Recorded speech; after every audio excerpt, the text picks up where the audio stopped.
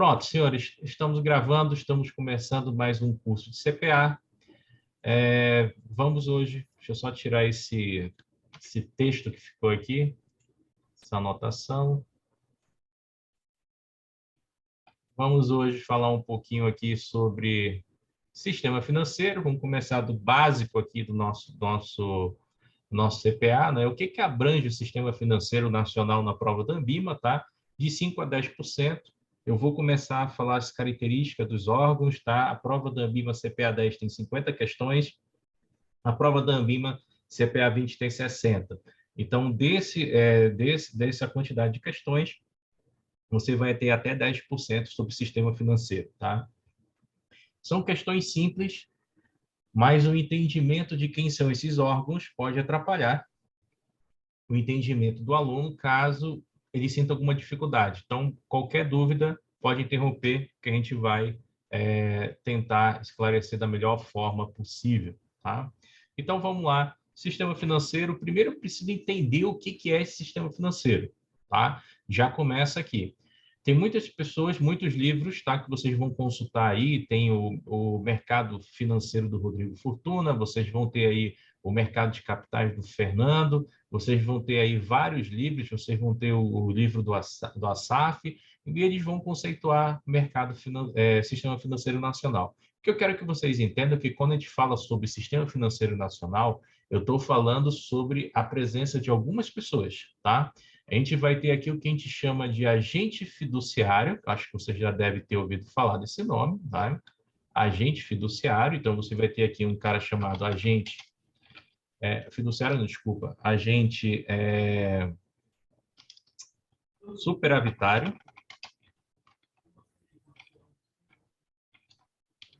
tá? E você vai ter a presença de um outro cara na ponta, que é o agente deficitário. Essas são as duas grandes pessoas, tá, que atuam no sistema financeiro nacional. E o sistema financeiro só funciona por causa desses caras, tá? Se não existissem o agente superavitário, esse cara aqui, se ele não existisse, e não existisse o agente deficitário, nós não teríamos hoje, tá, a remuneração, o spread dos nossos investimentos. Como assim, Paulo? É bem simples. Esse cara aqui, o agente superavitário, ele é quem tem o dinheiro, tá? Você pode dizer aí que ele é o cara que tem bala na agulha, é o cara que tem o dinheiro, é o cara que vai lá no banco e deposita os recursos. Então, esse cara aqui, ele tem grana, tá? Ele tem dinheiro, tá? E ele vai lá na instituição financeira, que eu vou chamar de IF, e vai deixar o dinheiro lá. Quem é essa instituição financeira? Normalmente são os bancos. Quando a gente fala de distribuição de riquezas, vocês pensam nos bancos. Os bancos, eles foram criados com uma possibilidade de distribuir riqueza entre as pessoas que não têm condições. Quer ver um exemplo? Quem aí já financiou carro? Já comprou carro financiado?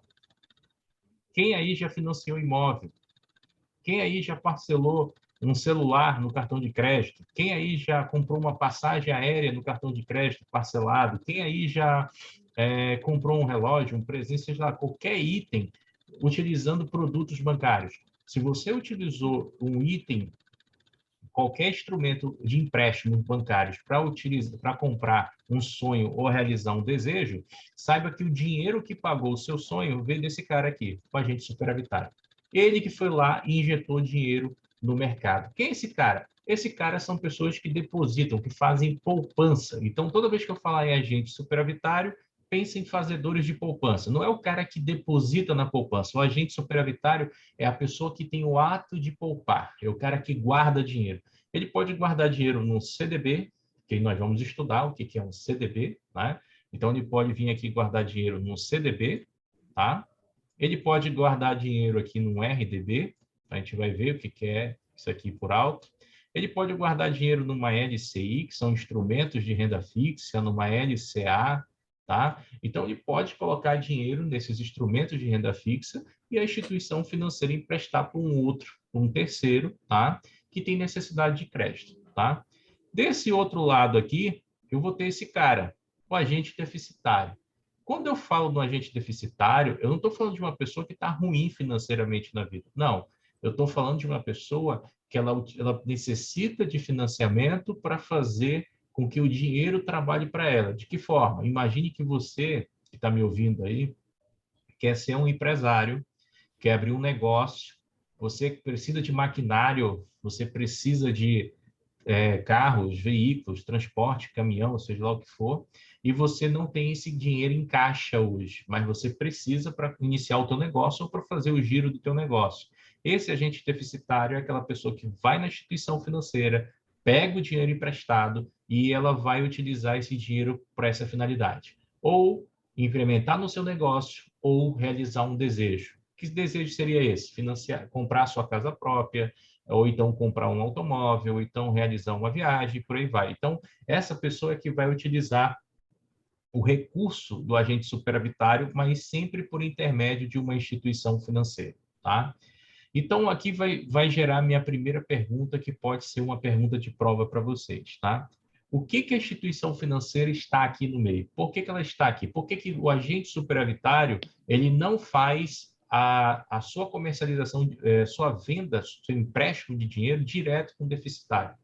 Por que tem a instituição financeira? A instituição financeira, pergunta de prova, ela existe para dar legitimidade ao mercado. Então, ela vai dar transparência às operações de mercado, vai dar proteção. Proteção para quem? Para esse cara aqui, que é o agente superavitário, que deixou o dinheiro na instituição financeira, e ela vai exigir o quê? Garantias desse agente deficitário, se ele tem condições de honrar o pagamento. Ou seja, toda vez que o banco faz um empréstimo, o deficitário ele tem que dar alguma garantia para que esse empréstimo possa sair, né? Se for financiamento de veículo, às vezes é o próprio veículo, se for financiamento de imóvel, é o próprio imóvel, e às vezes o cara pode até dar como garantia um bem que ele já tenha, ou ele pode dar com garantia até agora investimentos. Então, se ele tiver uma carteira de ações, se tiver uma carteira de renda fixa, cotas de um fundo de investimento, o banco ele pode estar indo lá na custódia da instituição onde ele tem os investimentos, bloquear aquele saldo e realizar um empréstimo tendo os investimentos como garantia. Isso é possível hoje, tá? Então, a instituição financeira ela é um intermediário, ela é um intermediador, ela que vai trazer o recurso entre os agentes superavitários para os deficitários. Ela vai assumir todo o risco. Então, o risco de uma inadimplência, quem vai absorver é a instituição financeira. Então, o agente superavitário está de boa, ele deixou o dinheiro dele lá, se o deficitário não pagar, a instituição financeira vai garantir o dinheiro dele, tá? Dentro de um determinado limite que a gente vai ver adiante. E se o agente deficitário não honrar o pagamento, ela tem como executá-lo, tá? De forma judicial. Então, quando a gente fala dessa turma aqui, o mercado financeiro se movimenta através dele. De que forma também? Vou apagar aqui e vou dar uma ideia para vocês, tá? Só para vocês começarem a entender como é que funciona todo esse esquema. Então, vamos lá. Apaguei demais. Deixa eu ver se eu consigo voltar. Voltei. Beleza. Então, imagina o seguinte. Deixa eu ver se eu consigo voltar aqui até IF. Beleza. Então, imagina só o seguinte. Imagina que você tem alguém, ou você mesmo, né? Vá lá na instituição financeira e coloque R$1.000, tá? 1K, tá? R$1.000 em um CDB, tá? Em um CDB. Esse banco, ele vai te pagar 100% do CDI. O que é 100% do CDI hoje, bancários? Vocês sabem me dizer quanto é que está a taxa? 100% do CDI hoje está próximo de 0,7% ao mês, tá? Ao mês. Está variando aí, 0,7, 0,68. Vai subir mais, porque a taxa Selic tende a subir, tá? Então, imagina que alguém aqui da nossa turma, tá? Foi no banco e foi lá, deixou R$1.000 aplicado num CDB, 100% CDI. E o gerente do banco deu uma taxa para ele, 100%, que dá 0,7% ao mês. A instituição financeira vai pegar esse recurso, tá? E vai emprestar a alguém que necessita de alguma coisa. De repente, alguém precisa de R$1.000 para comprar, sei lá, uma geladeira. Então, alguém vai entrar aqui, vai fazer o que a gente chama de CCB, Cédula de Crédito Bancário, tá?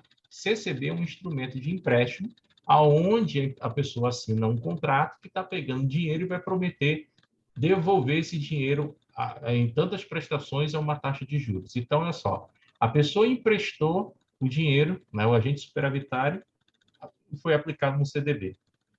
Esse dinheiro do CDB saiu através de uma CCB, tá? E esse agente deficitário vai pagar uma taxa de juros, tá? Hoje eu não tenho ideia mais ou menos, mas vamos chutar que a taxa de juros que esse cara vai pagar aqui seja de 4% ao mês. Exemplo, 4% ao mês. Então, olha só, o banco ele vai emprestar, ele vai pagar para quem deixa o seu dinheiro a 0,7 e ele vai emprestar 4%.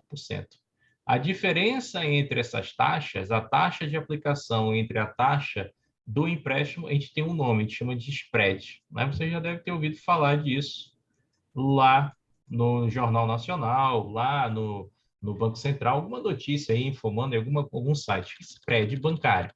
O spread bancário, senhores, não é o lucro do banco, tá? É só o lucro da operação. O lucro do banco ele vem depois, tá? De apurados os impostos, tá? Mas olha só, a pessoa que guarda dinheiro, né, normalmente nesses instrumentos, ela está procurando segurança. Então, a pessoa que vai até o banco deixar o seu dinheiro, ela não quer risco, ela quer segurança. Então, ela vai deixar na poupança, vai deixar no CDB, vai deixar na LCI, vai deixar na LCA. Então, ela não vai ter uma alta remuneração. Em contrapartida, o banco vai assumir um alto risco. Por quê? Porque para o banco remunerar essa pessoa e tirar o lucro dele da operação e pagar todo o quadro administrativo dele, todo o quadro operacional, o banco vai ter que emprestar caro esse dinheiro e vai ter que ter alguém para pagar lá do lado da ponta, que seria o agente deficitário. Entendeu? Então, a diferença dessas operações seria o lucro da operação. Tá? Dúvidas até aí? Posso seguir?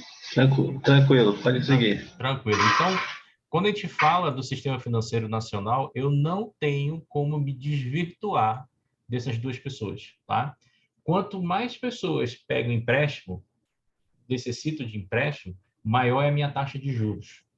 Quanto poucas pessoas pegam empréstimo, menor é a minha taxa de juros.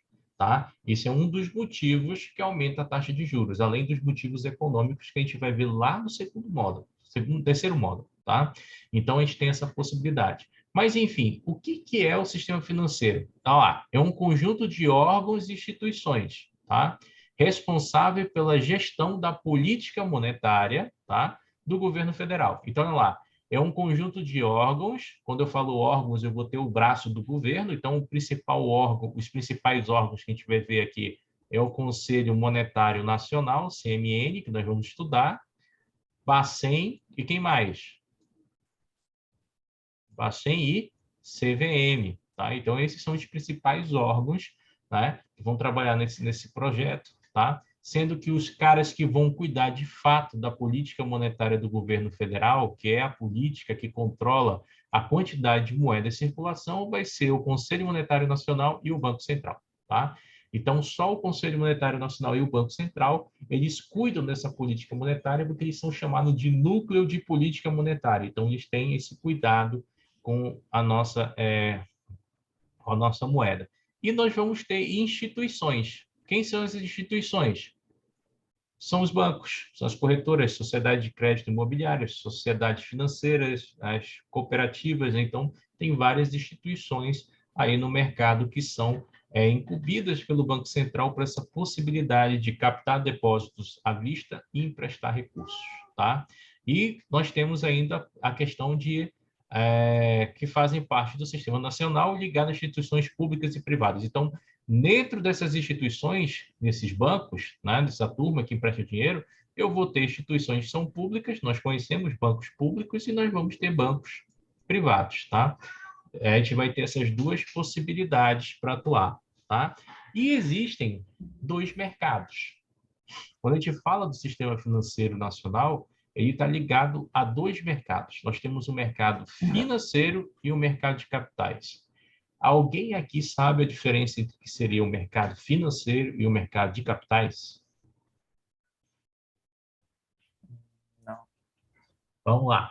O mercado financeiro, eu acabei de escrever para vocês. é o empréstimo de recursos. É o agente superavitário emprestando dinheiro para o deficitário e tem uma instituição financeira lá para garantir isso, tá? Só que quando eu falo no mercado financeiro, dentro do mercado financeiro, as instituições elas são responsáveis também por captar recursos. Então, nós vamos ter aqui, lá na frente, a gente vai ver dentro do sistema financeiro, a gente vai ter aqui instituições emitindo títulos para captar recursos do mercado. A gente vai ver isso com calma lá na frente. Então, a primeira ideia, mercado financeiro, é juros. Tá? A ideia é juros. Eu vou financiar agentes deficitários.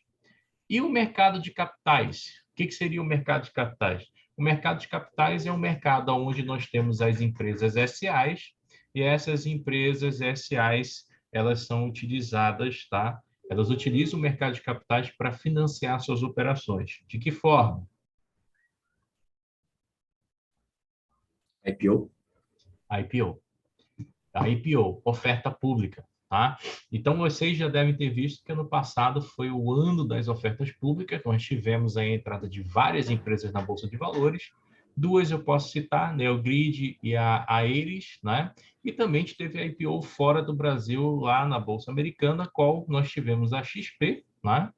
Tivemos o PagSeguro, né? Nubank agora. Nubank foi agora esse ano, né? E também vamos ter outros, né? Então, a gente tem a turminha aí, tá? Crescendo para lá também. Então, a IPO é um processo que uma empresa SA abre o seu capital, ou seja, ela abre para que outras pessoas possam investir nessa empresa, sendo sócios, e ela consegue esse dinheiro para fazer novas captações. Quando a empresa SA abre o seu capital, ela também é obrigada a dividir responsabilidades. Então, ela vai dividir lá para os acionistas, né? Lucros, prejuízos, dividendos e outras coisas mais. Tá? Ano passado, para quem estava na Bolsa de Valores nesse período da pandemia, comprou Petro e comprou Vale e ficou feliz da vida, né? Porque foram as maiores distribuições de dividendos do mundo, tá? Petro e Vale. Então, senhores, a Bolsa Brasileira ela ainda paga bem dividendos, tá? Então, essa é a finalidade. Então, botem no caderninho de vocês a observação. O mercado financeiro, troca de recursos entre agente superavitário e deficitário. A ideia é os juros. O mercado de capitais, financiamento de empresas SAs. Tá? E logo, logo, a gente vai detalhar isso mais a fundo. Tá? Então, apenas uma ideia. Tá? Vamos seguir aqui esse nosso estudo. Pronto, deixa eu só apagar aqui as coisas que eu risquei. Senão vai ficar aí na tela. Deixa eu apagar tudo aqui. Ler. Uau, pronto. Apaguei tudo. Vamos seguir o nosso estudo. E agora a gente vai ver o nosso primeiro órgão, né? O Conselho Monetário Nacional. A gente vai ter que entender, né? Quais são as atribuições do Conselho Monetário Nacional para a nossa prova, para a nossa vida e para a economia, tá? Primeira coisa que eu quero que vocês entendam sobre o Conselho Monetário Nacional é isso aqui, ó. Ele é um órgão, tá? Que ele é extremamente, aqui, ó, normativo, tá? Ele é normativo. O que significa um órgão extremamente normativo, tá? Significa que ele não vai fazer nada além do que criar normas. Então, quando eu falo que o Conselho Monetário Nacional é um órgão normativo, a função dele é criar normas. Para que ele vai criar normas? Ele vai definir isso aqui, ó, diretrizes das políticas, tá, monetárias, tá? Para quem não entende política monetária, coloca uma palavra-chave: controle da oferta da moeda. Coloca assim, controle da moeda, do lado de políticas monetárias. Coloca assim, política monetária igual ao controle da moeda. Política creditícia, coloca do lado da política creditícia, controle do crédito. Tá? A gente vai ver que tem momentos que o governo estimula a operação de crédito e momentos que ele desestimula. Né? E política cambial. O que é a política cambial? Controle do câmbio ou da moeda estrangeira no país. Coloca assim, controle da moeda estrangeira no país, tá? Então, o Conselho Monetário Nacional, ele vai ser um órgão que ele vai estar atuando nesse aspecto de política econômica, olhando os aspectos que são inerentes ao macro e microambiente, ou seja, os aspectos que interferem dentro do Brasil e fora do Brasil, tá? Então, quando a gente fala do Conselho Monetário Nacional, tá? Uma coisa de prova, tá? Que alterou para vocês, mas eu acho muito difícil ver essa questão, mas a gente vai botar lá. O Conselho Monetário Nacional, olha só, ele era formado pelos ministros da Fazenda, que exercia a função de presidente do Conselho, pelo ministro do Planejamento e Gestão e pelo presidente do Banco Central. Isso aqui era a formação antiga do nosso Conselho Monetário Nacional. Essa formação ela foi feita, tá? Na época, em 1994, quando se criou o Plano Real, a primeira formação. Mas o Conselho Monetário Nacional não é formado só por esses três caras, existem outras pessoas, só que eles são os três grandes chefes dentro desse conselho, tá? Com a nova fase, né, que foi essa transição para o governo atual, o Ministério da Fazenda, tá, ele deixou de existir e abriu a questão do Ministério da Economia. Então, hoje, se perguntarem de vocês em prova ou perguntarem de vocês em concurso, quem é o presidente do Conselho Monetário Nacional? O presidente é o ministro da Economia, que seria o Paulo Guedes, tá? Então, hoje, o Conselho Monetário Nacional ele é só formado por duas pessoas para fins de prova, tá? Prova Ambima. Ele é formado pelo ministro da Economia, esse cara aqui, e ele é formado pelo presidente do Banco Central, tá? Que é o Roberto Campos. Então, é formado pelo ministro da Economia e pelo presidente do Banco Central, tá? A importância desses dois para a economia é grandíssima. Primeiro, porque o presidente do Banco Central, além de ele atuar na execução das políticas, tá? Ele também é o senhor que tem a chave do cofre do país, né? E quando a gente fala do ministro da Economia, a gente está falando de uma pasta que ela é utilizada principalmente para atrair investimentos internacionais e fazer prospecção de comércio, né? Entre o Brasil e os outros países, ou seja, vender produtos brasileiros para fora. Então, a atribuição desses dois é importantíssima para que o país cresça, tá? Então, questão de prova, hoje só existe o ministro da Economia e o presidente do Bacen, só existem esses dois, tá? Questão de prova Ambima CPA 10 e CPA 20, tá? Alguma dúvida aí, tranquilo? Posso passar? Pode. Beleza. Então, vamos lá, vamos seguir. Deixa eu só limpar aqui. Vamos lá. Vamos para frente, tá? Então, olha lá. Então, o Conselho Monetário Nacional é uma entidade superior. Então, quando você pensa aí no organograma, você pode ter alguns conceitos que podem cair em prova. Então, o primeiro conceito que eu chamo a atenção para vocês é que o Conselho Monetário Nacional é o órgão máximo da estrutura do sistema financeiro nacional, ou seja, ele que manda.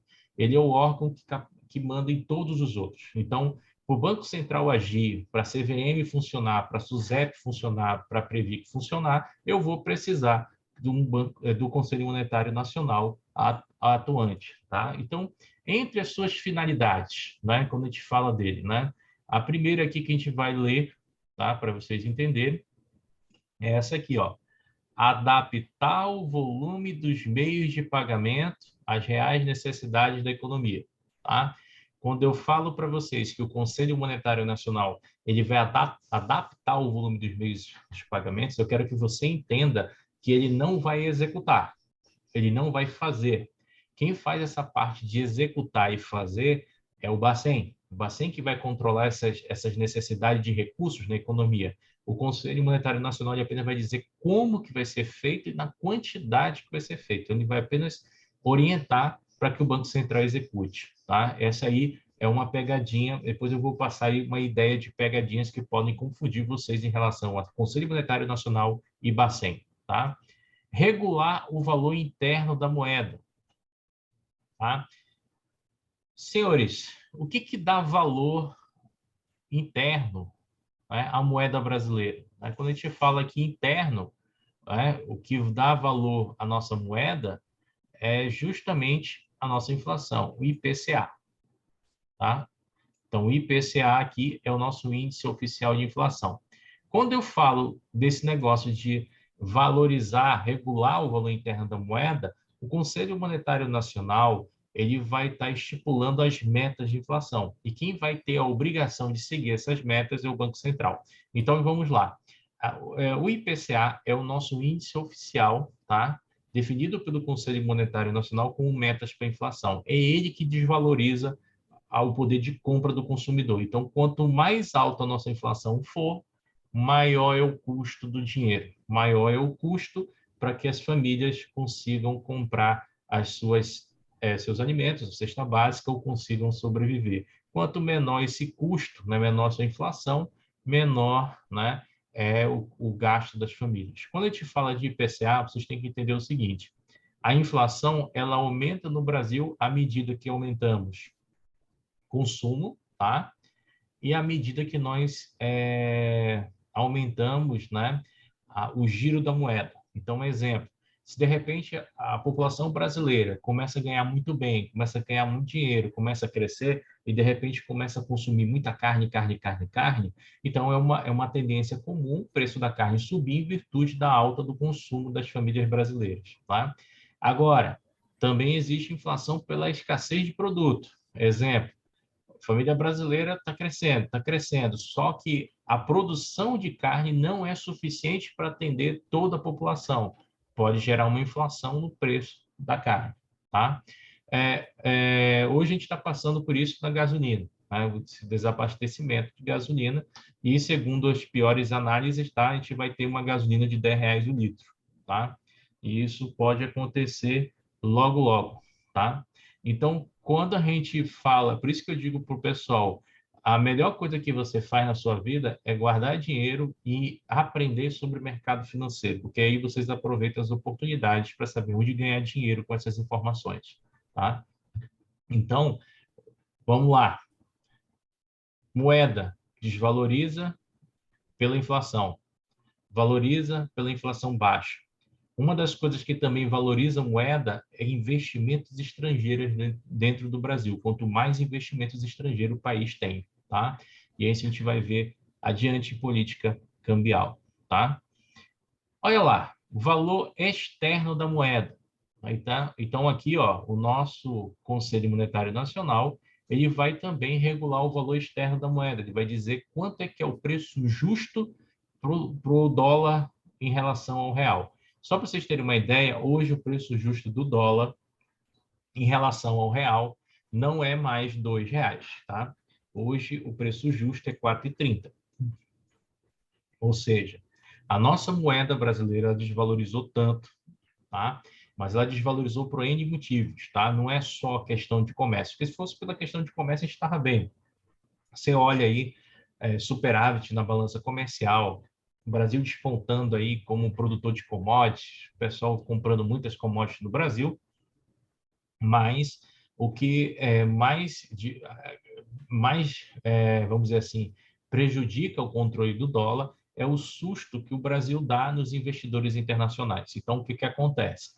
As pessoas vêm para o Brasil, abrem empresas, pessoas vêm para o Brasil, investem nas nossas empresas através da Bolsa de Valores, investem nos nossos bancos através de investimentos, ou então utilizam, né, os nossos sistema financeiro para gerar empregabilidade e renda aqui.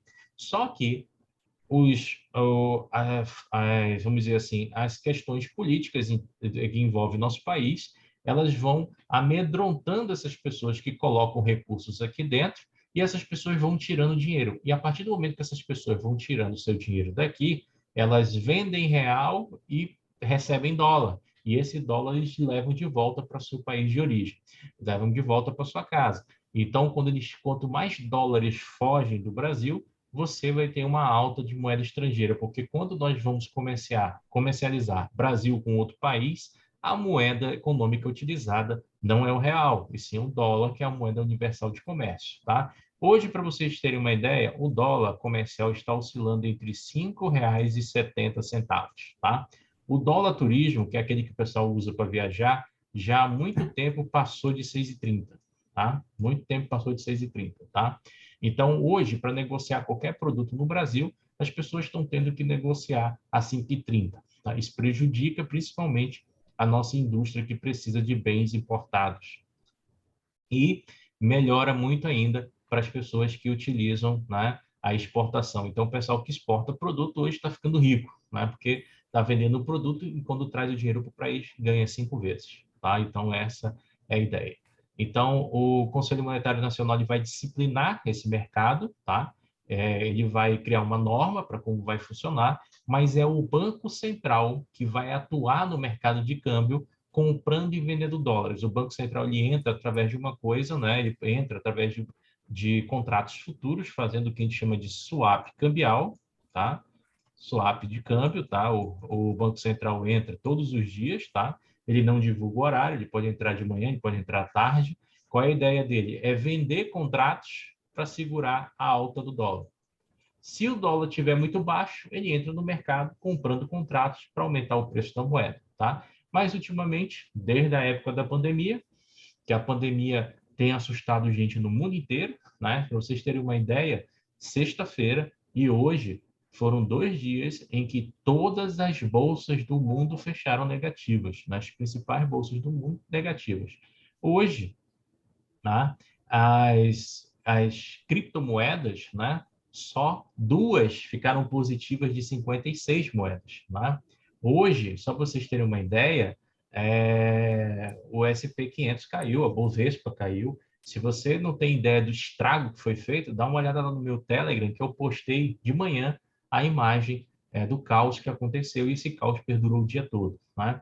Nós estamos com um momento muito importante economicamente, ao qual os Estados Unidos está tentando definir uma nova política monetária, a qual eles vão pela primeira vez começar a aumentar juros, né? Então, isso vai mexer com o mundo todo. E outra, né?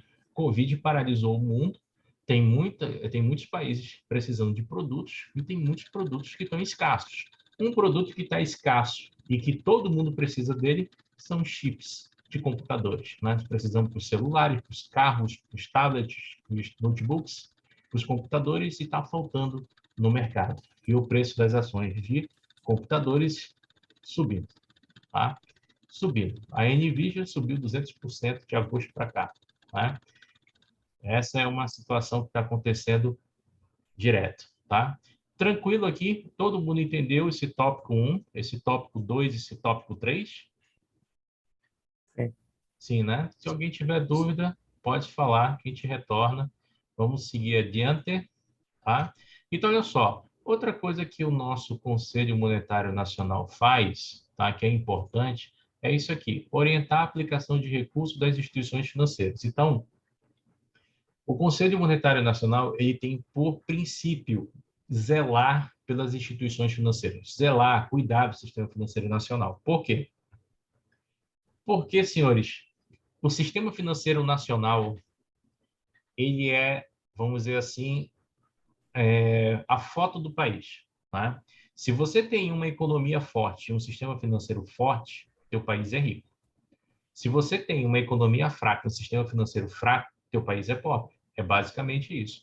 Então, dados que elevem o PIB e dados que falem bem do setor financeiro do Brasil, eles são dados que atraem investimentos, atraem empresas, abre a possibilidade para empregos e até motiva com que alguns brasileiros troquem a iniciativa privada ou concurso público e tentem se aventurar pelas vias de autônomo, ou seja, montando seu próprio negócio. Quando as coisas não estão legais, ninguém investe, ninguém tenta assumir a bronca de ser um empresário. Tá? Então, quando a gente fala aqui, né, do Conselho Monetário Nacional, ele incentiva a aplicação de recursos nas instituições financeiras. Qual é o principal ativo que eles vão indicar para essas instituições? Eles vão indicar o que a gente chama de título público federal. Tá?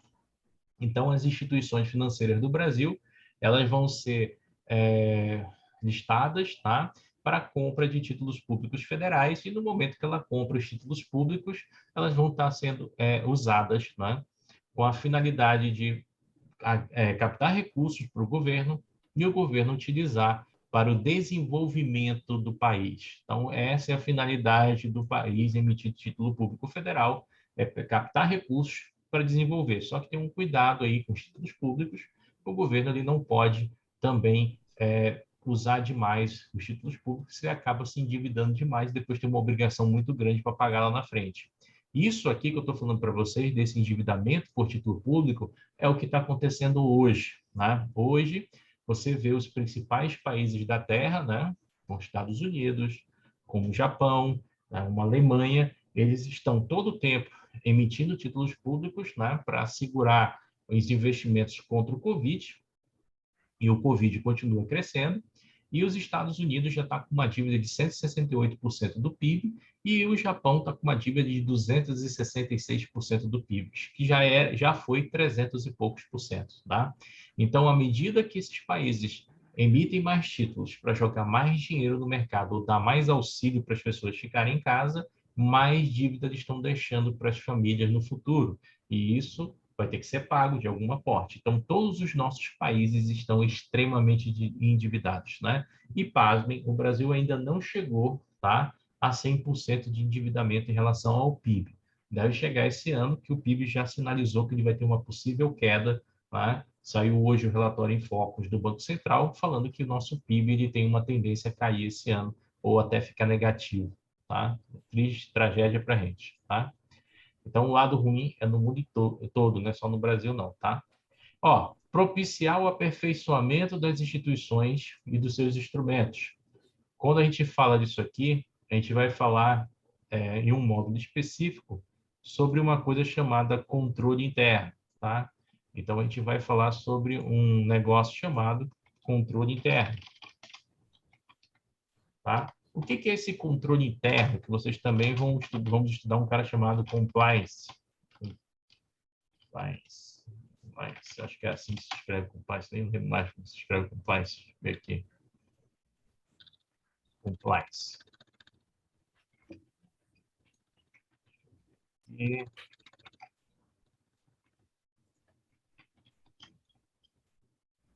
é compliance. Eu pego de volta. Aqui. Eu não tenho esse cara aqui. Compliance. Então, senhores, falta o I aqui. Tá faltando alguma coisa. Então, pronto, agora tá certo. Então, a gente vai ter esse cara aqui que é o compliance, que a gente conhece como controle interno, tá? Isso aqui vai ser uma resolução do Conselho Monetário Nacional que nós vamos estudar, que vai ser a resolução, tá? 2554 de 2000, tá? Aonde a gente vai ver lá as questões mínimas que a instituição financeira tem, né, ter de controle e segurança de informações. Então, a gente vai ver aqui lavagem de dinheiro, nós vamos ver aqui endividamento por cliente, nós vamos ver ali também aquela questão de controle das contas, nós vamos ver controle dos dados, então são controle das estruturas das instituições e treinamento. Então, essa parte de controle interno, ela é muito visível, tá? Ela é muito controlada pelo Banco Central, face que o Conselho Monetário Nacional tem uma norma que trabalha isso, tá? Zelar pela liquidez também está dentro dessa parte de controle interno, né? Zelar pela liquidez. O que seria a liquidez de uma instituição? A liquidez da instituição, ela é calculada, né, em relação à quantidade de empréstimo que ela faz versus a quantidade de recursos depositados na instituição. Se eu tenho muitos recursos depositados e menos empréstimo, eu digo que essa instituição é líquida. Se eu tenho muito empréstimo e pouco recursos depositados, essa instituição ela pode ter um problema de liquidez. E também, se eu tenho muita liquidez numa instituição, não é legal, porque muito dinheiro parado não paga o custo da instituição. Então, o banco, principalmente o local onde vocês vão trabalhar e já trabalham, o banco ele tem um eterno cuidado, cálculo para tentar controlar esse equilíbrio de ter muito dinheiro em caixa ou de ter pouco dinheiro emprestado. Ele vai ter que controlar isso para não sair perdendo de todos os lados. Então, ele faz o cálculo da liquidez. E o que seria a solvência das instituições financeiras? Seria a saúde delas, né, em caso de liquidação, elas terem recursos para pagar, né, todas as suas dívidas. Tá? Tranquilinhos? Posso passar? Pode ser. Beleza. Então, vamos lá, vamos seguir. Tá? Então, o Conselho Monetário Nacional, como primícia, e eu quero que vocês não esqueçam isso para a prova de vocês, tá? Um dos pontos mais relevantes disso é isso aqui, ó. Ele vai coordenar todas essas políticas, tá? Quando eu falo coordenar, não é executar, tá? Quem vai ser o executor disso aqui, tá? O executor dessas políticas vai ser o Bacen. Então, quando vocês ouvirem falar executar, tá? Vai ser Bacen. Então, olha só uma dica para vocês de prova. Imagina que a nota prova vem bem assim. Quem é o responsável por normatizar a política monetária do Brasil? Se eu falo só normatizar, é Conselho Monetário Nacional.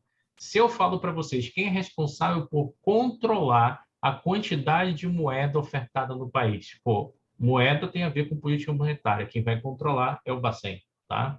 Então, cuidado com esses pequenos detalhes, que isso aí pode fazer uma diferença na hora da prova. Então, quando eu falo desse cara aqui, Conselho Monetário Nacional, ele vai ter alguns tipos de verbos que vai chamar a atenção para vocês, né? Quais são os verbos comumente do Conselho Monetário Nacional? É adaptar, coordenar, elaborar, normatizar, tá? Então, esses são os verbos que vão vir acompanhando. Se tiver esse verbo específico na questão, eu estou falando de Conselho Monetário Nacional. Se eu estiver falando de Bacen, a história é diferente. Se eu estiver falando de Banco Central, os verbos eles vão ter no sentido de executar, coordenar, disciplinar, né? Fiscalizar, elaborar e emitir. Tá?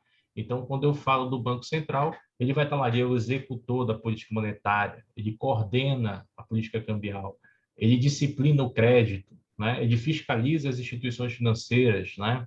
Ele elabora, né, o parecer de auditoria das instituições financeiras e ele emite moeda. Então, essas são as atribuições que são dadas ao nosso Bacen. Tranquilo? Como é que vocês estão aí? Tem alguém dormindo aí na minha aula ou não, né?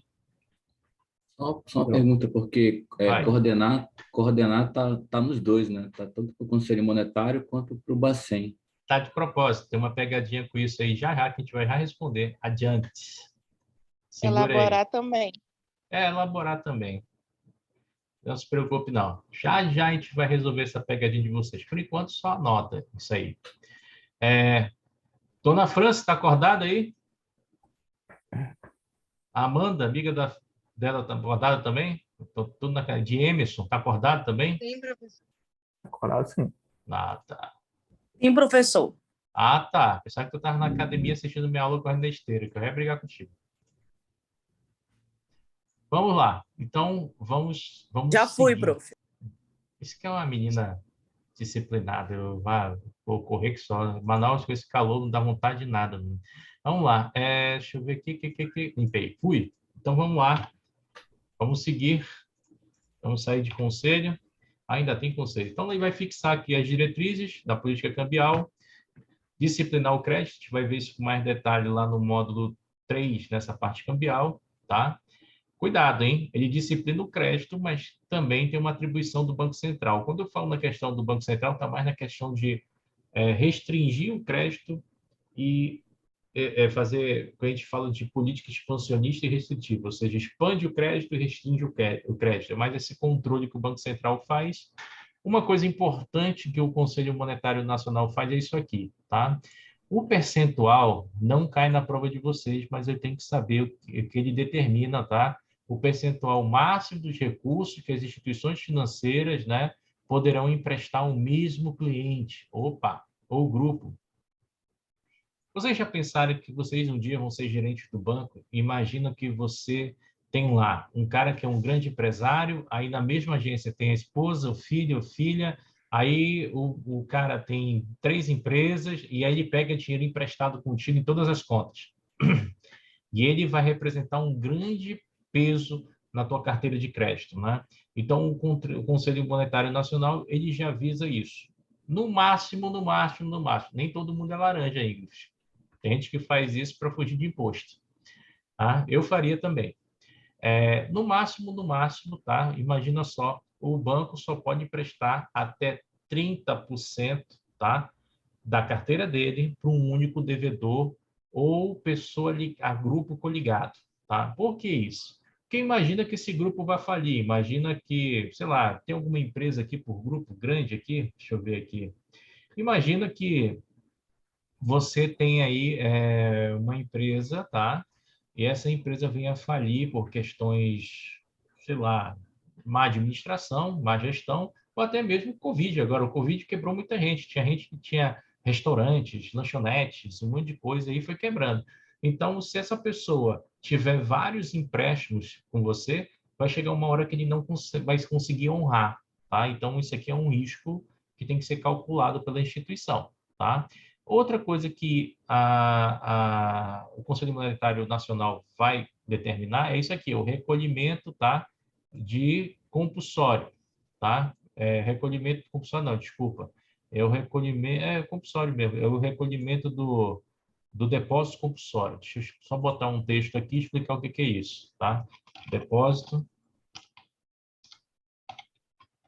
compulsório. Então, olha só. Quando eu falo nesse cara aqui, depósito compulsório, vou botar aqui embaixo, determinar um recolhimento de 60%, né, dos depósitos ou os outros títulos contábeis de instituições financeiras, seja de dívida pública real, através de recolhimento em espécie, etc, etc, etc. O que significa isso? O Conselho Monetário Nacional, para controlar essa questão da inflação, ele exige com que o Banco Central ele recolha lá dos depósitos que estão em conta corrente 60% do valor, tá? E ele determina também que recolha lá dos depósitos que estão em depósito privado, né? Depósito investido, né? Que a gente chama lá, o CDB, LCI, etc., também 60%, tá? Isso na época, esse percentual ele fica variando, tá? E se o cara tiver dinheiro em poupança também? Então, o Banco Central ele vai até essas três contas e retira um valor. O intuito é justamente controlar essa quantidade de moeda. Se o Banco Central não controlasse a quantidade de recursos que ficam dentro de uma instituição financeira, a instituição financeira ela ia gerar uma inflação incomprável no país. Por quê? Imagina, você bota R$ 1.000 numa instituição financeira aplicada e lá na ponta, esses R$ 1.000 eles podem voltar a R$ 1.000 mais juros por cento. Então, todo o tempo está havendo uma coisa chamada multiplicação da moeda e essa multiplicação da moeda ela pode sim aumentar a inflação. Então, há um controle. Isso não é só no Brasil, tá? É no mundo inteiro, tá? Seguindo, vamos seguir aqui. E aí chegamos no cara, Banco Central, tá? O Banco Central, senhores, a priori, eu quero que vocês entendam o seguinte. O Banco Central, ele é o braço direito do Conselho Monetário Nacional. Ele não faz nada se o Conselho Monetário Nacional, tá, não determinar. E o Conselho Monetário Nacional, ele determina e nunca coloca a mão na massa. Então, quem vai colocar é o Banco Central. Hoje, o presidente do Banco Central é Roberto Campos, e ele é um dos homens mais importantes do Brasil, porque o que ele fala mexe com toda a nossa economia, tá? O nosso Banco Central, senhores, ele está numa situação confortável, tá? Ele nunca foi tão forte. Desde quando começou o Plano Real, o Banco Central tem ganhado força e tem ganhado gordura. Então, nós temos uma reserva cambial muito grande que permite o Brasil hoje, por exemplo, se ele quisesse pagar algumas das suas dívidas, ele conseguiria, tá? Ainda sobraria dinheiro, tá? Então, quando a gente fala aqui do Banco Central do Brasil, eu tenho que entender aqui que ele é um órgão executivo, tá? Ele faz as coisas acontecer. Já o Conselho Monetário Nacional é um órgão normativo. Ambos, tanto o Conselho Monetário Nacional quanto o Banco Central, são autarquias vinculados ao Ministério da Economia. Então, eles respondem ao Ministério da Economia. Lembra que o Papai Guedes é presidente lá do Conselho Monetário Nacional, tá? Banco Central, infelizmente, né? Infelizmente. O Banco Central, senhor, ele faz concurso para todos os lugares do Brasil, tá? 30% da prova, 40% da prova, vocês estão vendo aqui na questão do curso de CPA 20, tá? Da prova do Banco Central. Técnico de nível médio deve ganhar assim os seus 4, 6 mil reais, tá? E o cara de nível superior ganha os seus 24 mil mês, tá? Infelizmente, o Banco Central só existe nesses lugares. Então, você que está aí, que já tem anos de banco, tá? Cansou de banco, quer uma vida mais light, ganhando bem, você pode pegar todo o teu conhecimento bancário e fazer a prova para o Banco Central, tá? Tem a prova para a área de supervisão de instituições financeiras, que é justamente você vai olhar para os seus colegas e ver se eles estão fazendo empréstimo direito, se eles estão pedindo garantias, se eles estão fazendo as rotinas internas do banco, você vai ser um auditor do Banco Central. Essa é a verdade para auditar instituições. E a tua experiência do dia a dia bancário conta muito, tá? Então, pensa nisso, tá? Lugares onde tem o Banco Central, no norte só em Belém, então ainda não tem em Manaus, tá? E em outros lugares, tá? Apesar de Manaus ser o quarto PIB, não tem Banco Central aqui, tá? Então, senhores, pensem nisso aí também, é uma possibilidade de um concurso para vocês aí, tá? Então, quando a gente fala do Banco Central, o que a gente precisa saber para a prova? Olha lá, aquilo que eu falei para vocês, emitir, o Banco Central emite. O que ele emite? Moeda. Moeda, papel metálico, né? E em breve, senhores, nós não vamos ter mais moeda física, isso vai ser um movimento natural que não vamos ter mais, tá? Executar serviços do meio circulante. O que é o meio circulante? O meio circulante é tudo que envolve o fluxo do dinheiro. Por exemplo, o dinheiro, quando ele sai da Casa da Moeda, ele vai para a mão do Banco Central, o Banco Central manda para o Banco do Brasil e o Banco do Brasil remanda para os bancos.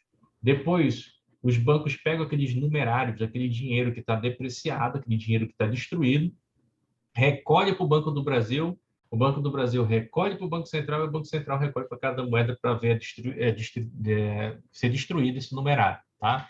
Então, essa seria a ideia de meio circulante, mas a gente também tem meio circulante relacionado a cheque, né? A gente tem meio circulante eletrônico, que é a questão dos cartões de crédito, compra e venda, os TEDs, os TOCs, os PIXs, né? Então, tudo isso envolve meio circulante, tá? Meio circulante é a capacidade de moeda, moeda em posse da população, moeda em posse das instituições financeiras, tá? E moeda parada na conta, nas contas das pessoas, tá?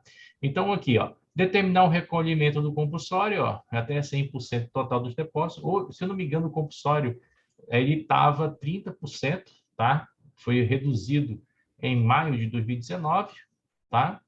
E foi aumentado agora com a pandemia para tentar ter recursos para combate ao Covid, tá? Lembrando que o depósito compulsório incide sobre o depósito à vista, que é o dinheiro parado em conta corrente, depósito a prazo, que é o dinheiro que fica nos investimentos, CDB, LCI, etc., e a poupança, tá? Então, o Banco Central vai lá e come isso dos bancos. Para o banco fugir disso, o banco criou um produto escroto chamado Investe Fácil, ou fundo de investimento que aplica e resgata na conta do cara todo dia, essa porcaria que não rende nada e você paga mais imposto de renda do que você nem o quê, né? O imposto de renda que você paga nesse troço é 22,5% mais 96% de IOF, que é o IOF de um dia. Então, você mais paga imposto do que rende alguma coisa na tua conta, entendeu? As instituições financeiras criaram isso para fugir dessa cobrança louca do Banco Central. Inteligente eles, burros a gente, porque a gente é liso, a gente ainda precisa deles. Então, lá, o Banco Central, aqui, ó, é responsável pelo gerenciamento desse ciclo numerário. Está aqui a historinha que eu acabei de falar para vocês, né? Começa lá na Casa da Moeda, passa lá pelo Banco do Brasil, né? E vai suprir, né, o mercado e volta, né? E aí, nós temos aqui os caras, né? O cara mais importante, gente, desse negócio de banco na vida é o banco que tem carteira comercial, esse cara aqui. Por quê? Ele é o banco que ele é capaz de transferir riqueza para a população e ele é o banco também que vai estar lá mais junto ao público, né? Um povão, o pessoal vai estar lá chegando empréstimo, né? E você vai estar lá para negociar esse negócio com eles. Então, bancos comerciais, né? A maioria deles são varejistas, né? E todos os nossos bancos hoje, né, têm a carteira comercial, que é a maior carteira do país, tá? Onde a gente tem clientes até 1 milhão. Então, olha só, se cair na tua prova lá uma questão, olha, quantos clientes eu posso atender via varejo lá, capacidade de investimento? Até 1 milhão, tá? Segundo o código da ANBIMA das melhores práticas, né? Acima disso, você vai para um segmento mais seleto, né? Aí tem aí Itaú Personalité, Private, e por aí vai, aonde você atende as pessoas com acima de 1 milhão. A regra é basicamente igual para todos. Qual? Atender o cliente com cordialidade, você ser simpático com o cliente, aquele negócio todo, bará, bará, bará. Aquele negócio que todo mundo sabe fazer, né, na hora de pedir dinheiro. Quando o cara deve, ninguém quer olhar para a cara do cara. É assim mesmo. Então, olha lá. Privativo do Banco Central. Não posso esquecer de hipótese nenhuma para minha prova. Então, isso aqui tudo é importante para a prova. É o que mais tem peso. Receber o recolhimento compulsório dos bancos. É obrigatório. Depósito à vista, a prazo e poupança. Realizar operações de redesconto. Ah, aqui tem uma pegadinha de prova. Qual é a pegadinha de prova, Paulo? Esse redesconto, a Ambima está dando um outro nome para ele, está chamando de empréstimo de liquidez. Então, na prova de vocês, vocês podem ouvir o termo redesconto ou podem ouvir o termo empréstimo de liquidez. O que seria o redesconto? O redesconto é quando o Banco Central empresta dinheiro para os bancos. Quando o Banco Central empresta dinheiro para os bancos, ele é conhecido como Banco dos Bancos, tá? Ou seja, ele tem a capacidade de fazer esse financiamento. O banco ele pode pegar dinheiro com o Banco Central por várias razões. Ele pode pegar dinheiro com o Banco Central porque ele está com problema de liquidez e precisa fechar o caixa. Ou então, ele pode pegar o dinheiro com o Banco Central para aumentar o caixa. Exemplo, nós tivemos uma época aí de baixa de juros, né? Alguns bancos devem ter pegado dinheiro com o Banco Central emprestado para esperar essa alta dos juros e começar a trabalhar vendendo crédito, né? Vendendo produto, tá? Espero que consiga. O pessoal está tudo sem grana, tá? Então, nós temos aqui essa possibilidade. Então, redesconto e empréstimo de liquidez é nada mais do que o Banco Central oferecendo empréstimo para uma instituição financeira, tá? Exercer o controle sobre o crédito, todas as suas formas, é uma atribuição do Banco Central. Ser depositário das reservas oficiais de ouro, isso aqui cai em prova, inclusive concurso, tá? Só existe ouro no Bacen, tá? Ou em bancos que tenham custódia, tá? Não pode ter ouro na casa de ninguém, tá? Reservas oficiais de ouro guardadas no Bacen. Moeda estrangeira, tá? Qualquer uma, tá? Dólar, euro, ien, yuan, tá? Dólar franco suíço, né? Libra, que são as moedas mais negociadas, dólar australiano, dólar canadense, essas moedas o Banco Central tem que ter a reserva guardada lá no Banco Central. Maior quantidade de moeda que o Banco Central tem são dólares. Os dólares, o Banco Central ele pode ter de duas formas, tá? O dólar, moeda, o Banco Central ele pode ter spot, que é à vista, tá? Se ouvirem esse termo aí, spot é à vista, tá? O pessoal gosta de falar nome chique, mas é dinheiro à vista, tá? Ou pode ser contratos, tá? Futuros, um derivativo, tá? Ou pode ser Treasury. O que diabo é Treasuries, Paulo? Treasuries é nada mais, nada menos do que título público norte-americano, ou seja, o cara ir lá no mercado americano e comprar tesouro americano, tá? Então, o Brasil, se eu não me engano, é o sexto ou é o quinto maior país comprador de títulos públicos americanos. Os Estados Unidos deve para a gente, tá? E a China é o maior comprador, tá? Então, essas que são as possibilidades, tá? O que são esses caras aqui? Esses que eu vou grifar aqui, dar um tique de vermelho, eles são instrumentos de política monetária. Então, esse cara aqui, deixa eu só voltar aqui. Esse cara aqui, ele é instrumento de política monetária, o redesconto também, tá? E a gente vai ver outros, tá? Que são mais efetivos para a nossa prova. Todos são, mas esses são os que mais caem. Dúvidas até aqui, senhores? Tá tranquilo. Tranquilo, né? Agora é só blá, blá, blá, blá, blá, blá, blá. Depois aqui vem o Depois que o bicho pega. Vou apagar aqui, hein? E aí, ó. Competência privativa aqui, ó. Exercer fiscalização de instituições financeiras. Se você, por exemplo, eu falei para vocês do concurso público, né? Você passa uma carreira dentro do banco, né? Você pode fazer concurso público até 72 anos, então tá aqui, ó. Até 72 anos você pode ser funcionário público, então você pega a sua experiência bancária toda aqui, ó, 10 anos de banco, 20 anos de banco, vai fazer concurso por Bacen, ganha 24 mil e fica feliz da vida. Tá? Ó, conceder autorização para instituições financeiras. Isso aqui, gente, é uma coisa que dá muita confusão para o Banco Central. Não só para ele, mas como para a CVM. Vocês devem ter visto algum amigo, algum colega que caiu em alguma pirâmide financeira aí e ficou cego de paixão e de amores, né? Aqui da Finance a gente teve alguns investidores doidos, né, que tiraram dinheiro, né, 1 milhão, né, foram botar numa pirâmide por aí. Teve outros que nem chegaram a investir com a gente, já foram direto nas pirâmides, tá? E o cara lá debochando, não, me paga 30% ao mês, 20% ao mês. Eu digo, mas como que vão te pagar tudo isso? Nem o mercado está pagando isso, nós estamos com pandemia, com crise, tudo caindo, tudo desabando. Se tu ganhar 0,5% no mês já é muito para ti. Aí o cara, não, mas lá o meu fulano garante. Tá? E aí, muitas dessas instituições elas não tinham autorização do Banco Central para atuar no mercado financeiro e nem da CVM para atuar no mercado de capitais. E muitos investidores perderam dinheiro. Né?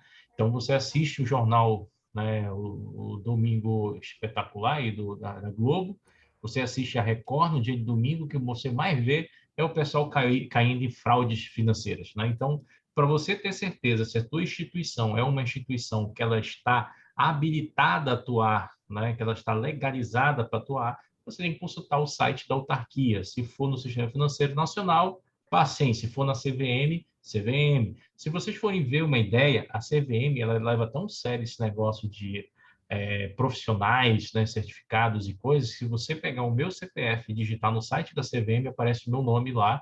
E se você digitar o CNPJ da Finance, vai aparecer também o nome lá, a razão social lá, PA Marques Reis, Agente Autônomo de Investimento Limitada. Então, você vai ver lá, porque tem que estar registrado. Se não tiver registrado, você pode pagar multa, você vai preso e por aí vai. Blá, blá, blá. E se você é investidor, as chances de você reaver seu dinheiro é zero.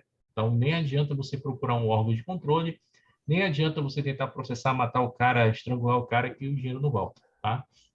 Então, tem que estar sempre olhando aí os sites desses órgãos, tá? Principalmente para evitar crimes, fraudes e outras coisas mais contra o sistema financeiro nacional, tá? Então, vamos lá, tá? O que o Banco Central ainda tem de atribuições? Então, isso aqui é importante. Qual? O Banco Central ele vai representar o governo brasileiro. Então, toda vez que o Brasil falar de finanças, o Brasil mexer com dinheiro, o Brasil fizer transações internacionais, é o Banco Central que vai representar o Brasil. Por isso que eu disse que o presidente do Banco Central é um cara importante, tá? Regular a execução dos serviços de compensação de cheque e outros documentos, tá? Então, a gente tem uma câmara de compensação chamada a COMP, né? E tem a DOC, que são utilizadas para compensar aí operações, né, com títulos. Antigamente, você tinha um trabalhão nisso, era tudo manual. Agora, cheque é digitalizado, boletos são digitalizados, então nós estamos indo mais para o digital. Tá? Exercer permanente vigilância nos mercados financeiros. Isso aqui o Banco Central faz, a CVM faz. Só para vocês terem uma ideia, o Banco Central eu não conheço muito a questão do aspecto de multa, mas na CVM, se você for pessoa física e fizer uma treta no mercado, fazendo uma emissão fraudulenta ou fazendo qualquer outra coisa mais, você pode pagar uma multa de até R$500 mil ou mais e o teu CPF fica suspenso para você nunca mais operar na Bolsa de Valores. Tá? Então, você não opera nem com reza, tá? Para vocês verem como o negócio é sério. Já teve investidor que fez sacanagem na Bolsa? Tem. Procurem uma historinha aí envolvendo o Jorge Naras, tá? E a quebra da Bolsa do Rio de Janeiro, e vocês vão ver essas historinhas aí. Então, eles têm essa prerrogativa, né, de multar, bloquear, mandar prender o cara, né?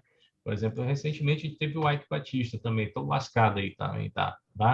Então, olha só, o Banco Central, como é que ele ganha dinheiro? Né? A gente só falou do Banco Central aí atuando, fiscalizando, como é que ele vive, né? Como é que ele sustenta, quem é ele, onde vive, onde mora, Globo Repórter, sexta-feira. Então, olha lá, ele vai ganhar dinheiro através de operações financeiras. Então, o Banco Central, cuidado, o Banco Central ele é um player de mercado. O que é um player de mercado? Você já deve ter ouvido falar em YouTube, alguém que trabalha no mercado.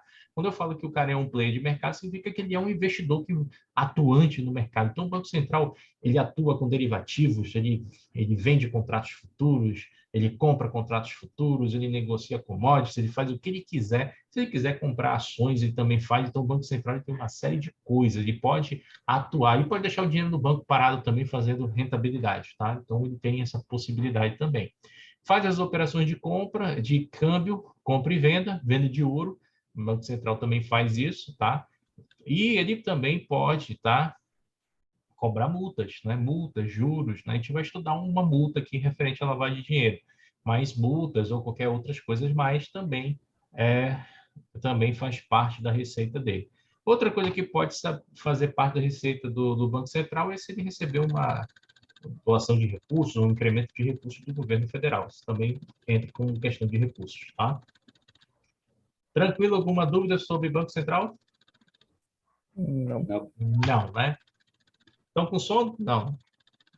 mais ou menos. Não, ninguém tem direito de ter sono, não. Não, pode levantar aí, pula, faz logo lá 30 abdominais, 10 flexões, aí faz 10 pó de chinelo e vai assistir a aula aí. Nada de dormir, tá? Olha lá.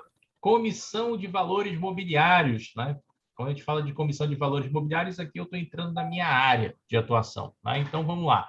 A Comissão de Valores Mobiliários também é uma autarquia, tá? Vinculada ao Ministério da Economia, que eu botei fazenda aqui, mas é da Economia, vocês alterem aí com calma, tá? E qual é a ideia dessa CVM? Eu falei para vocês, o Banco Central vai controlar o mercado financeiro. A ideia dele é ver crédito, poupança, instituições, fluxo de dinheiro, né? Essa é a ideia.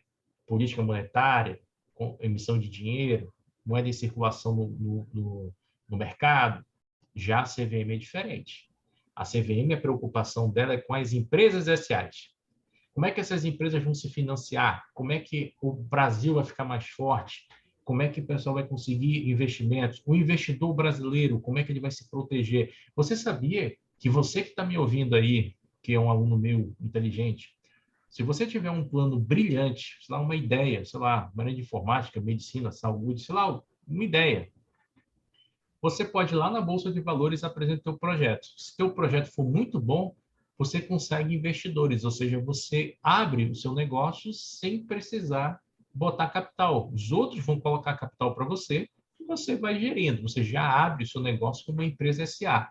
Então, para quem gosta de banco, vou dar uma ideia para vocês. Hoje, você não precisa trabalhar no banco com dinheiro.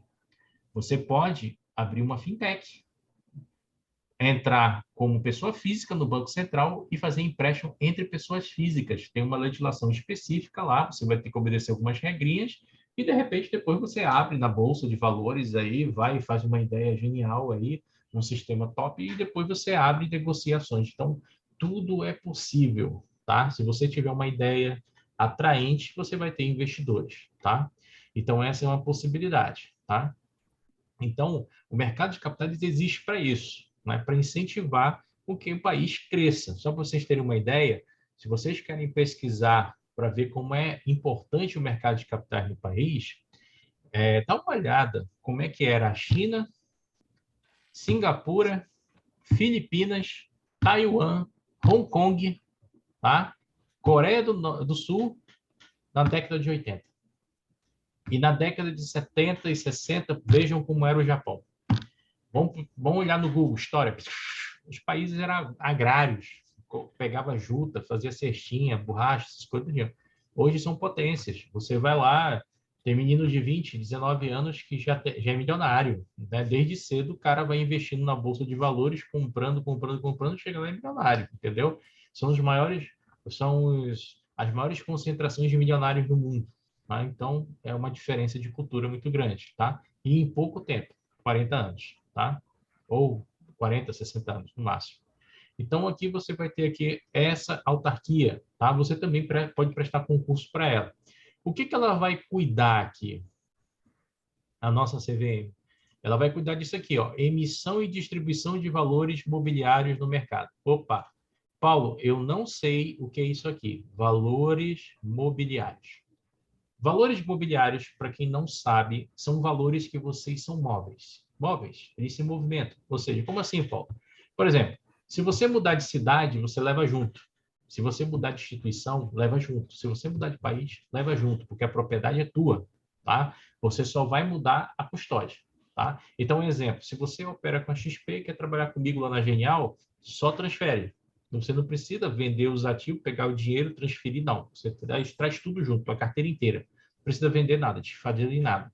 Isso aí, portabilidade, tá? Então, os valores imobiliários é aquilo que vai. O que é? Agora ele tem um primo, que são os valores imobiliários, que seriam os prédios, imóveis, as casas. Isso daí não é fixo. Você não vai viajar e levar a casa com você, você não vai mudar de país e levar a casa, tem que ficar. Então, essa é a diferença entre valores imobiliários. E quando eu falo dos valores imobiliários, existem vários, tá? Mas os principais são ações, as ações que as empresas essenciais emitem e que são utilizadas, né, para você ser sócio. Qual é o direito que você tem sendo acionista? Dividendos. Né? Imagina, um investidor meu que tivesse 50 ações da Vale, só 50, não estou falando de 100, 50, vamos falar de 30 ações da Vale, né? Ele tinha recebido de dividendos ano passado R$ 8 por ação, 2 vezes. Tá? O cara que fosse investidor da SESB, Companhia Elétrica de Brasília, e ele tivesse só 15 ações dessa companhia, ele ia receber por ação, ano passado, um dividendo de R$ 100. Né? Então, você tem direito a receber lucros e dividendos, lembrando que dividendos é isento de imposto de renda. Tá? Outra coisa que você tem aí que é valor mobiliário, né? Cotas de fundos de investimento. O que seriam essas cotas? As cotas são frações do fundo, é como se o fundo de investimento fosse uma empresa e você está comprando um pedaço, igual como se fosse uma ação. Só que você não tem direito na participação do fundo, né? Por isso que é cota. Né? É contrário da ação, porque na ação você participa lá, você pode participar da Assembleia Geral, aquele negócio todo. Já no fundo, não, você vai só decidir algumas coisinhas, mas você recebe a remuneração. Então, cotas de fundo de investimento são negociadas. Então, você vai ter aí fundo de curto prazo, renda fixa, dívida externa, cambial, ações, multimercado, fundos imobiliários, ETFs, né, que são os fundos de índice, fundo de participações, fundo de mútuos de empresas emergentes. Então, esses fundos de investimentos, FDIC, vocês vão estar comprando pedaços e vão ser proprietários desses pedaços. Tá? Outro título de valor mobiliário que você tem são debêntures. O que é uma debênture? Debênture é como se fosse um CDB, só que em vez de ser emitido por um banco, é emitido por uma empresa SA. Essa empresa SA emite uma debênture para pegar recursos no mercado financeiro, ou no mercado de capitais, para financiar uma atividade. De repente, alguém quer construir uma hidrelétrica no Brasil, a empresa quer financiar, ela emite as debêntures. Depois que ela construir a hidrelétrica, ela paga os debenturistas e vende a concessão. Então, tem várias possibilidades para fazer com debênture. A gente vai ver mais adiante. Certificados securitizados, nós temos aí o CRI, o CRA, então tem outros. Tudo isso é valor mobiliário. Futuros, derivativos, commodities, etc. Então, engana-se quem pensa que na Bolsa de Valores é só ações, tá? Na Bolsa de Valores você vai ter de fundos a renda fixa, de renda fixa derivativos. Então, a gente vai ter que estudar tudo isso aí. Negociação e intermediação de valores imobiliários, ou seja, quando a gente trabalha, né, a CVM, ela vai fiscalizar quem é que está vendendo o valor mobiliário. É a Petrobras que está emitindo. Né? Quem é que vai negociar para a Petro? É a XP, a Rico. Então, a CVM ela vai estar fiscalizando não só as empresas que atuam emitindo títulos, também como os agentes de mercado, as instituições que vão estar negociando seus ativos. Tá? Então, vai fiscalizar tudo isso. Né? E aí a gente vai ver umas regras para IPO mais adiante. Negociação e intermediação do mercado de derivativos, a gente vai ver aí, commodities. Né? Organização e funcionamento das operações das bolsas de valores, ou seja, toda a bolsa de valores ela necessita de uma autorização da CVM para funcionar. Hoje, no Brasil, a gente só tem uma, que é a bolsa, né? Que fica no estado de São Paulo, que é a B3, né? A Brasil Bolsa Balcão, que antigamente era a antiga Bovespa, né? Bolsa do estado de São Paulo. Tá? A organização e funcionamento das operações de mercadorias e futuros, a gente vai ver que existe, né, um mercado aqui no Brasil, existe uma certificação específica, a qual vocês podem negociar o café, a soja, o milho, o boi, né, o álcool, o barril de petróleo, que ainda vão ser vendidos daqui a 2025, 2024, 2030. Então, você pode estar negociando também a mercadoria. Tá? Você pode ser apenas um mero especulador para ter só liquidez financeira ou você pode comprar um produto. Tá? Depende de você. Tá? Tranquilos? Vamos seguir. Então, olha uma coisa que ela pode fazer aqui, ó, a CVM, aqui já no aspecto profissional. Então, olha lá, ela vai, todos os caras que administram carteiras, né, o pessoal que é administrador de fundo de investimento, né, eles têm que ter, né, cadastro na CVM. É o pessoal que tira o CGA, uma certificação da Anbima chamada CGA. Deixa eu só mudar aqui. Então, olha só, a turma da Anbima, a turma que decide para a área de fundos de investimento, atuar como administrador e tira a CGA, ou então a CFP, ou então a Ancord, tá? Essa turma aqui, ou então o CNPI, essa turma aqui, eles vão ter que sair das corretoras onde eles estão trabalhando, vão ter que sair, né, do pedir descredenciamento dos escritórios que estão atuando, e eles vão ter que ir lá para a CVM se registrar como administrador de carteira. A partir do momento que se administra como gestor de carteira, não pode ser os outros, tá?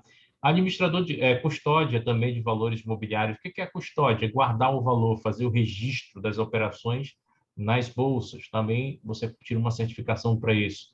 Auditor de companhias abertas. Imagina que você aí é formado em contabilidade e você quer fazer auditoria em instituições financeiras ou empresas S.A.s. Você pode fazer uma prova na CVM que te habilita a fazer isso. Aí você vai ter que ter cadastro na CVM e também há serviços aqui como de consultor e analista de valores imobiliários, tá? Toda essa turma está registrada na CVM. Uma curiosidade para vocês, né? Olha só, para quem quer seguir carreira, né? O AI, que é o Agente Autônomo de Investimento, autônomo de investimento,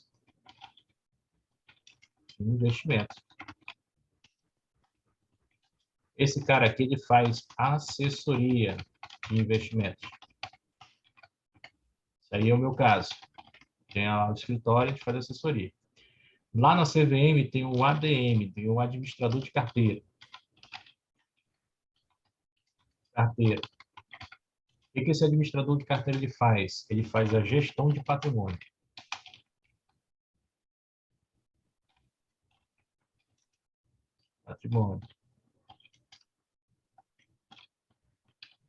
Tá? Aí lá na CVM, tu vai ter um outro cara também. Quem tu vai ter lá? Tu vai ter lá o analista, tá? De valores mobiliários. Esse cara ele que ele faz a análise técnica e fundamentalista. E você vai ter o auditor. Tem que ser um contador. Olha só uma coisa legal. Vou botar em cozinha diferente aqui para vocês entenderem o que eu vou falar. Ah, não, só pega tudo, né? Coisa chata. Mas tudo bem, vamos fazer o seguinte. Então, olha só. Se você optar em ser agente autônomo de investimento, aí você não pode ser administrador de carteiras. Se você optar em ser AI, você não pode ser analista de valores imobiliários. Se você optar em ser AI, você não pode ser auditor. Então, são cargos conflitantes. Todos esses caras aqui que eu coloquei para vocês são conflitantes, eles podem aparecer na prova de vocês. Então, como é que funciona? Se o cara ele é AI, ele quer ser administrador de carteira, ele tem que pedir o cancelamento do registro dele como agente autônomo para poder exercer como administrador de carteira. Ah, ele é administrador de carteira e quer ser analista de valores imobiliários. Ele tem que pedir o cancelamento dele como administrador de carteira para poder ser analista de valores imobiliários. Ah, ele quer ser auditor, ele tem que pedir cancelamento do analista para ser o auditor. Então, todos esses cargos eles são conflitantes, tá? Então, você pode ter todas as certificações, mas na CVM só pode ter um registro, só pode atuar por esse registro, tá? E esse registro, ele é passível de perda, mas a partir do momento que você atua de forma irregular no mercado ou que você atua fazendo coisas impróprias no mercado, tá? Tranquilo, senhores? Dúvidas? Não, tranquilo. Tranquilo, beleza. Então, vamos seguir aqui. A gente vai falar um pouquinho mais de AI, que cai na prova de vocês agora, tá? Então, essa aí é a CVM. Então, a CVM, ela também vai estar aqui modelos, o que são, vamos dizer assim, valores imobiliários. Então, você tem as ações, as debêntures, bônus de subscrição, cupons de direito, recibos, certificado, desdobramento relativo a valores imobiliários, certificado de depósito de valores imobiliários, cédula de debêntures, cota de fundo de investimento ou de clube, tá? Derivativos, que a gente vai ver daqui a pouco, tá? Então, a gente vai ter derivativo, daqui a pouco não, quase no final do módulo, então a gente vai ter contratos futuros, opções e outros derivativos e notas comerciais. Então, a CVM ela atua em cima de um leque de um monte de produto e você que atua no mercado vai estar vendendo isso para os seus clientes, tá? Tranquilos? E aí, ó, quais são os objetivos principais da CVM? Isso cai em prova, tá? Eu vou marcar os que são mais importantes, vamos comentar todos, tá?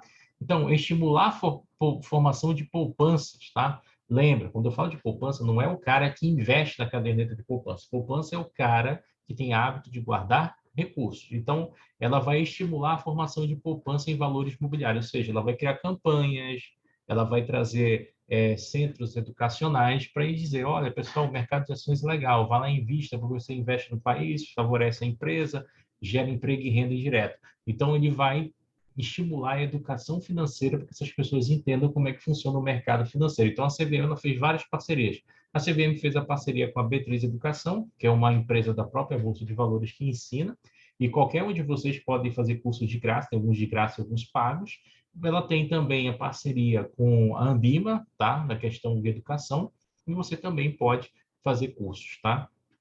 Promover a expansão, o funcionamento eficiente e regular, né, do mercado de ações, estimular, né, permanentemente, né, em ações de capital de companhias abertas sob o controle, né, de capitais nacionais. Então, ele vai promover aqui a CVM, né, cada vez mais com que mais empresas brasileiras abram, né, o seu capital e que essas empresas brasileiras, né, tenham, né, os brasileiros como seus principais financiadores, né, principais investidores, né? Assegurar o funcionamento irregular dos mercados de bolsa e balcão. E aqui eu tenho uma pergunta de prova para vocês. Vocês sabem a diferença entre o mercado de bolsa e o mercado de balcão? Vamos lá. O mercado de Não. bolsa de valores, ele é um mercado padronizado. O que significa isso? Quando eu vou negociar, eu vou ter limites, eu vou ter quantidades e vou ter que ter garantias que são padronizadas para eu poder operar na bolsa de valores. Quando eu falo do mercado de balcão, ele é um mercado mais desorganizado, ou seja, desorganizado não no sentido desorganizado da palavra, ele é no sentido que quando a gente vai tratar no mercado de balcão, para cada investidor ou para cada instituição ou para cada situação, são situações diferentes. Exemplo, né? Imagina que você tem uma conta, né, numa corretora A e tem uma conta na corretora B e uma conta no banco C, né? Esse teu banco, se tu for comprar direto o CDB dele no banco, ele te paga 100% CDI. Na corretora A, ele paga 140%, na corretora B, ele paga 160%. Aí tu vai dizer assim, ué, mas por que para cada corretora, para cada situação vai mudar? Porque vai ter de garantias, pesos e situações de negociabilidade diferentes, e aí isso vai alterar a questão da taxa. Então, o mercado de balcão ele vai depender dessas condições, por isso que ele é diferenciado. A gente diz que ele é desorganizado porque ele não tem padrão, ou seja, não é igual para todos os investidores, é diferente, tá? Já o mercado de bolsa é igualzinho para todo mundo, mesma regra, mesmo potencial, tudo, tá? Então, essa é a principal diferença. Mais adiante, a gente vai conversar mais um pouquinho sobre ele também. Então, vamos seguir aqui, tá? Ainda em CVM, deixa eu ver, emissões irregulares. O que ela vai proteger aqui? Ó, principal atribuição da CVM, atue aí. Isso aí, bote letras em capital maiúscula aí, coloquem em letras maiúsculas, tá? Principal interesse da CVM é proteger os titulares de valores imobiliários e os investidores, tá? O que seriam esses investidores, esses titulares? Eu tenho que proteger as pessoas que emitem as ações, emitem os títulos de valores imobiliários, os agentes do mercado, e tem que proteger os investidores. Por exemplo, imagina que, de repente, surge alguém no mercado que começa a vender ações da Petrobras fora da bolsa. Faz um recibo de padaria e vende para o cara ações da Petro. Isso é legal? Não. Então, vai ter que ter uma intervenção. E o investidor? O investidor, de repente, por exemplo, muitas empresas são bloqueadas pela CVM. Elas pedem para abrir o IPO, a CVM rejeita. Por que ela rejeita? Porque as empresas elas não preenchem os requisitos mínimos e que podem trazer grandes prejuízos aos investidores e, com isso, quebrar a credibilidade do mercado. Então, a CVM não vai prevenir emissões irregulares, atos ilegais dos administradores. Quando eu falo dos administradores aqui, são os presidentes das empresas que estão administrando as empresas, os acionistas. Se você quer saber se um acionista tem poder de destruir uma empresa SA, procura na internet, aí no Google, a história do Moon Ha, um coreano, né, que ele comprou as ações das lojas americanas, da Saraiva, se eu não me engano, da Magazine Luiza, e ele tentou, de todas as formas, prejudicar, né, essas empresas através da sua participação como acionista majoritário, né, ou grande acionista, né, ou através de grupos de influência. E a CVM interviu e tirou esse cara da bolsa, tá? É possível, sempre tem gente para tudo. Ó, uso de informação relevante não divulgada, tá, no mercado de valores imobiliários. Gente, existem pessoas que têm informações sobre muitas coisas antecipadas, tá? Então, se você tiver uma informação antecipada, isso tem um nome. É chamada, tá, de insider trading. Insider trade é aquela pessoa que tem informação, porque ele está dentro do negócio, de ter um profissional no mercado que sabe da transação da empresa, ou ele é um cara que está dentro da empresa, é um dono, é um sócio, é alguém que sabe de alguma coisa que pode acontecer e pode influenciar no mercado, nos preços das ações e nos papéis. Isso, no mercado de bolsa do mundo inteiro, é considerado crime, se o cara faz algo por debaixo dos panos sem comunicar ao mercado. Então, ou seja, se a empresa vai comprar a concorrente, ela tem que botar explicitamente: a concorrente aceitou a ser vendida e nós vamos comprar. Tem que ir para todo mundo ver isso. Vai para os canais de maior circulação, vai para os investidores e etc, etc. Se alguém sabe dessa informação antes dessa divulgação, cometeu um crime e esse cara pode responder, tá? Ele e as pessoas que se privilegiaram, tá? Então, não tem como a CVM saber tudo, mas se ela descobrir, imaginar, ela pega. Então, ela pode cancelar a oferta pública, ela pode tirar o registro da empresa, ela pode cancelar o registro do profissional, ela pode fazer várias outras coisas que impossibilitem, tá, desse ato acontecer no mercado, tá? Então, isso é algo que os investidores têm que tomar cuidado. Então, tudo isso no intuito de proteger essa turminha. Nós vamos conhecer esses crimes lá na Bolsa, mas no módulo 2, depois de terminar o módulo 1, tá? Vamos seguir aqui. Beleza, vamos dar uma seguida. Ainda, evitar ou coibir modalidade de fraude, manipulação destinada a condições artificiais de demanda e oferta de preço. Opa! Isso aqui, gente, eu vou te dizer um mercado que existe isso aqui toda hora. Alguém aqui investe em criptomoeda? Não, tem dinheiro.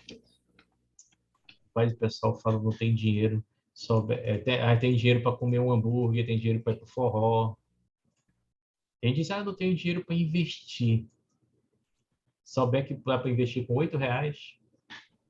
Então, olha lá. Frontrunning. O que é o frontrunning? Frontrunning é quando o cara manipula o mercado, que é justamente isso que a gente estava lendo aí. Para quem não entendeu, dá uma olhada no filme chamado O Lobo de Wall Street, ou então dá uma olhada na série Billions, tá? Você vai dar uma olhadinha lá e você vai ver as pessoas tentando manipular o mercado. Quando você tem muito dinheiro, ou então você tem muitos investidores com você, e você consegue manipular a compra de determinados papéis ao ponto de infligir, né, alterações muito fortes no preço e prejudicar outros, você pode responder um processo, pode ir preso e ter bens apreendidos, tá?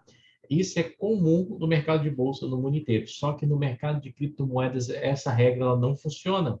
Por isso que os governos querem, né, e eu acho justo, tentar legalizar o mercado de criptomoedas para evitar essas práticas, né?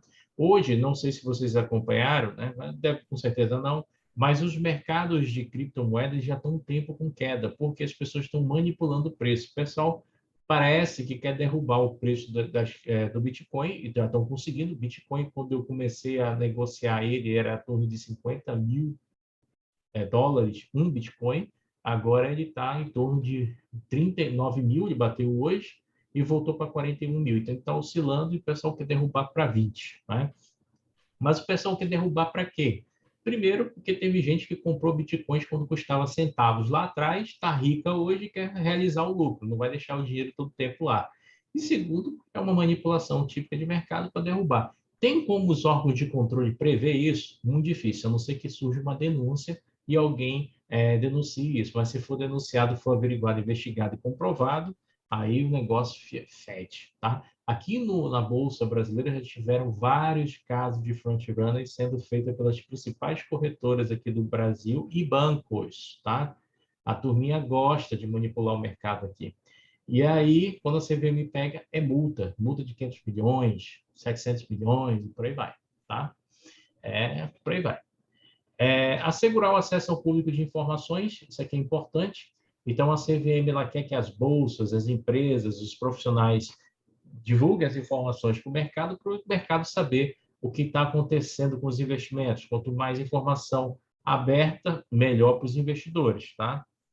Assegurar a observância de práticas comerciais equitativas, ou seja, práticas comerciais que respeitem, né, as diferenças entre as instituições, né? Só que isso aqui a gente não vê, isso aqui só está bonito na norma, mas a gente não vê isso hoje. Hoje o Brasil tem uma briga muito feia envolvendo uma grande corretora com todos os bancos e as outras corretoras, porque ela está manipulando o mercado e não tem mais ninguém para frear ela. Nem que os bancos se juntassem, não tem mais como frear essa corretora, tá? E ela está manipulando tudo, tá? Beleza? Tranquilo? E aí, senhores? Muito assunto? Ficaram os 11 aí? Atrás. Tranquilo. Quem disse que está tranquilo aí? Jameson aqui. Ah, Gêmeos, né? Marja, tudo bem contigo, Marja? Áquila, Oi, tudo certinho. tudo Prestando certinho? atenção aqui, E tudo Áquila, certo. tá vivo? Tá. Amanda, Oi, professor, tudo certo? tudo certo. Aldemir, você está vivo aí, Aldemir? Tô ainda. Aldemir é o Denis, né, Aldemir? É, Está em Curitiba, Aldemir? não, tô a passeio em Manaus agora. Ah, tá em Manaus, é? Tô. Entendi. Ah, já saiu do sul do país. Beleza. Então, vou fazer o seguinte, para vocês irem se acostumando, tá? É difícil você estudar à noite, depois de um dia de trabalho. Nós vamos terminar essa aula hoje, 10 minutos mais cedo, tá? Amanhã, impreterível, a gente começar às 19 horas, tá? Nós vamos terminar esse módulo e eu vou já mandar para vocês o vídeo dessa aula, tá?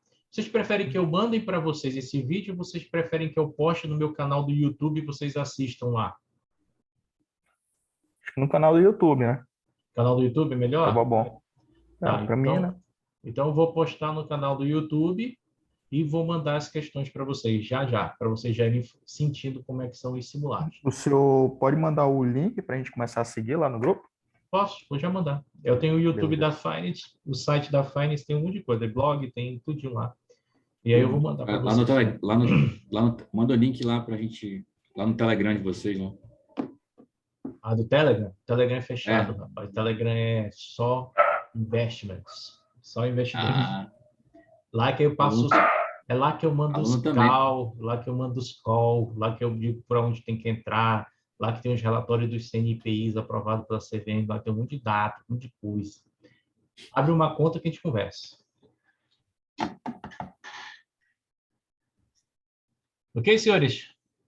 Tranquilo. Gostaram da primeira aula? Alguma crítica, alguma sugestão? Estou ouvidos, tá? Pode falar aí no WhatsApp. E bom descanso para vocês. Amanhã te espero vocês novamente aqui e vamos trabalhar, tá? Valeu, Tchau, professor. boa noite. Boa noite aí pra Boa todos. noite. Obrigada, Nada. professor. Boa noite. Boa noite. Boa noite, obrigado. Boa noite, professor. Tchau, tchau. Tchau, tchau.